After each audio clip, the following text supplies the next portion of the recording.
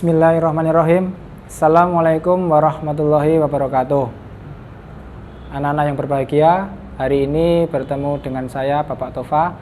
Hari ini saya akan memberikan materi pelajaran geografi kelas 11 pada materi bab kebencanaan.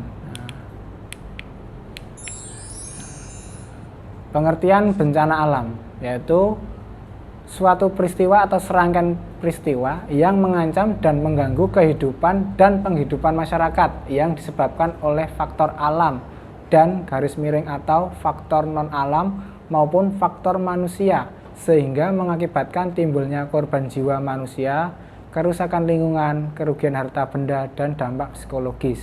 Nah, ini adalah pengertian bencana alam. Jadi untuk bencana alam ini merupakan salah satu fenomena alam yang tidak bisa kita pungkiri.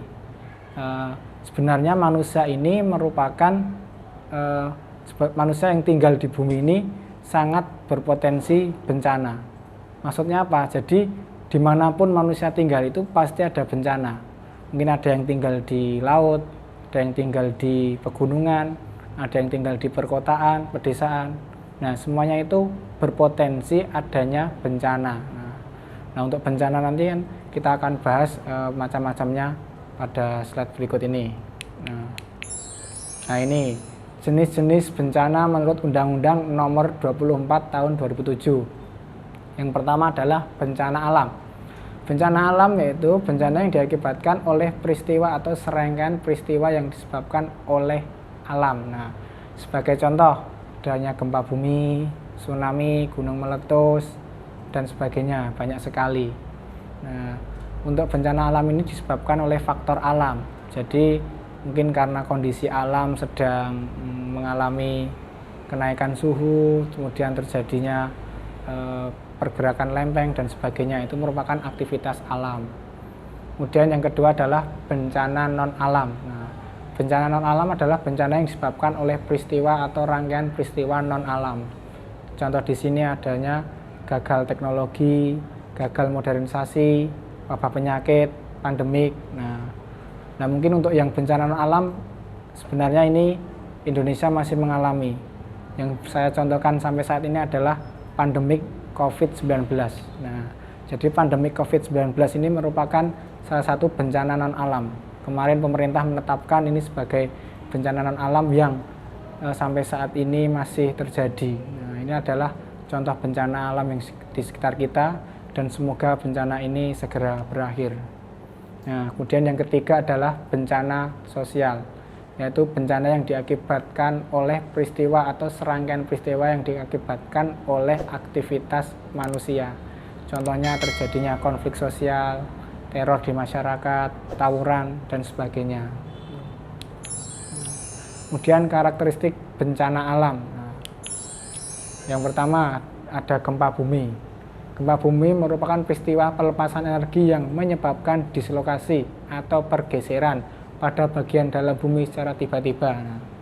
Ini sambil dicermati untuk gambar di layar ini. Nah, ini adalah akibat dari gempa bumi. Jadi gempa bumi ini terjadi karena pergerakan lempeng dalam bumi, lempeng tektonik, sehingga terjadi gerakan massa batuan dan sebagainya yang menyebabkan kerusakan ini. Kemudian tsunami. Tsunami merupakan sebagai gelombang laut dengan periode panjang yang ditimbulkan oleh gangguan impulsif dari dasar laut. Nah, gangguan impulsif dapat berupa gempa bumi tektonik, erupsi vulkanik maupun longsoran. Nah, untuk tsunami ini biasanya juga dipicu oleh gempa tektonik dahulu.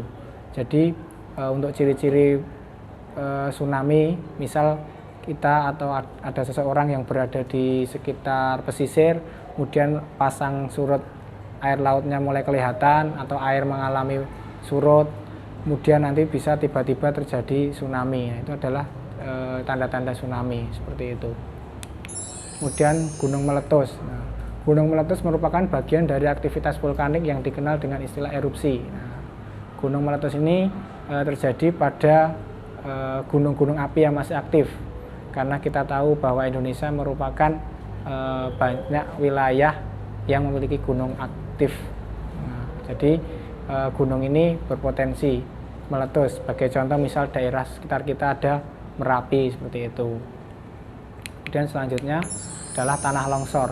Tanah longsor merupakan salah satu jenis gerakan massa tanah atau batuan maupun campuran keduanya menuruni atau keluar lereng akibat dari terganggunya kestabilan tanah atau batuan penyusun lereng. Nah, untuk tanah longsor ini biasa terjadi pada daerah dataran tinggi, daerah tebing, daerah yang memiliki kelerengan yang curam. Nah, ini potensinya adalah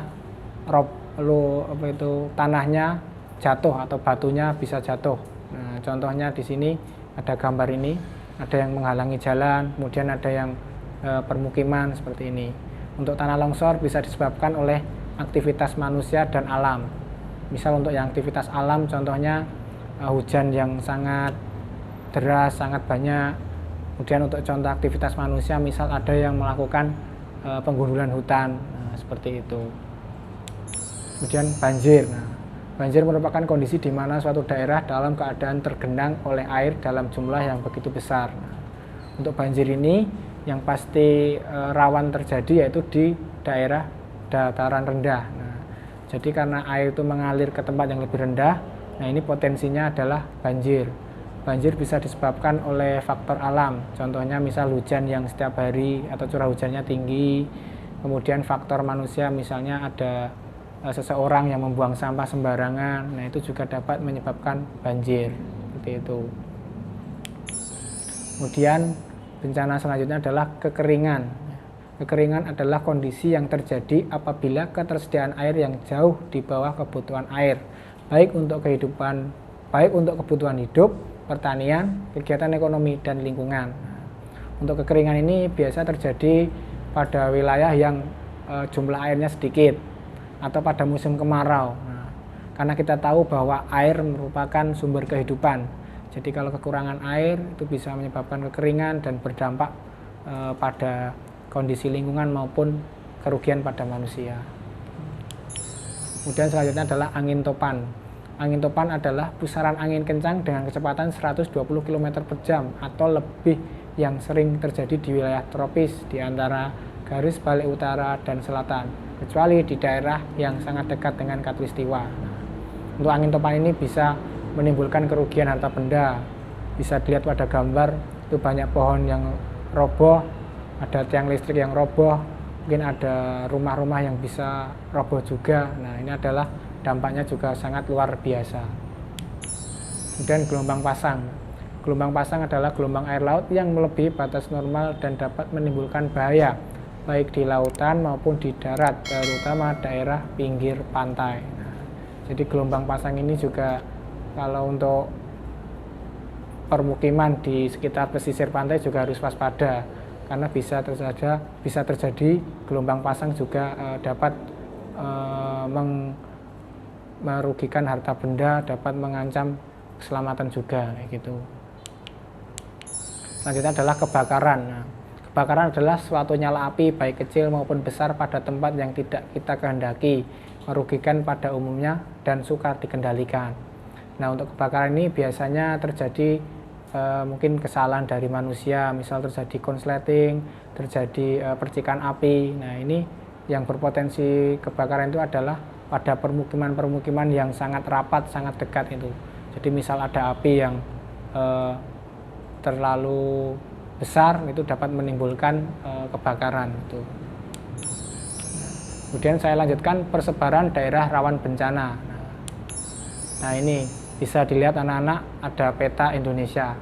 Judulnya ini adalah persebaran daerah rawan gunung meletus di Indonesia. Nah, anak-anak bisa perhatikan untuk yang berwarna merah itu merupakan sebaran gunung api aktif. Nah, jadi kita dapat mengetahui bahwa dari ujung Pulau Sabang sampai Merauke itu Indonesia memiliki banyak gunung api yang aktif. Nah, jadi di sini dapat kita ketahui bahwa Indonesia rawan sekali terjadinya gunung meletus. Nah, untuk di sini secara umum gunung api itu mulai dari deretan Sumatera, Pulau Jawa, Nusa Tenggara, kemudian ada di Sulawesi Utara. Nah, itu merupakan salah satu rangkaian pegunungan api yang aktif. Nah, bisa dilihat nih. Jadi misal kita ingin terhindar atau yang merupakan bebas dari gunung api itu adalah di Pulau Kalimantan. Di sana itu tidak ada jalur api ini, seperti itu. Kemudian persebaran daerah rawan gempa bumi. Nah, untuk gempa bumi di sini saya mengambil peta indeks resiko bencana gempa bumi di Indonesia. Nah, di sini itu yang berwarna merah itu merupakan daerah yang memiliki rawan gempa bumi yang sangat tinggi. Nah, berwarna merah. Kemudian untuk yang berwarna kuning itu sedang, kemudian yang berwarna hijau itu potensinya rendah atau tidak ada. Nah, ini hampir sama dengan yang tadi. Nah, di sini ini mulai dari Pulau Sumatera yang bagian ujung, kemudian ke Pulau Jawa, kemudian Sulawesi bagian utara, kemudian Papua bagian utara. Nah, itu merupakan rawan gempa bumi yang berwarna merah itu. Nah, sedangkan Kalimantan ini sangat rendah atau resikonya sangat rendah atau bahkan tidak ada gempa bumi di sana. Kemudian ini adalah persebaran daerah rawan gempa bumi di dunia. Nah, jadi kalau kita lihat dalam skala dunia, Indonesia ini masuk sebagai daerah yang rawan gempa bumi, dan di sini ada gambar yaitu Pacific Ring of Fire, artinya adalah cincin api Pasifik. Nah, jadi di sini ini Indonesia masuk dalam cincin api Pasifik.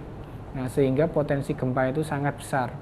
Nah, itu cincin api Pasifik dari Selandia Baru, kemudian melewati Indonesia, kemudian ke Jepang, kemudian mengarah ke Amerika Utara, kemudian Amerika Selatan. Nah, itu merupakan cincin api Pasifik. Nah, sehingga berpotensi gempa bumi yang sangat besar. Seperti itu. Mungkin sekian yang bisa saya sampaikan. Saya ucapkan terima kasih atas perhatiannya. Wassalamualaikum warahmatullahi wabarakatuh.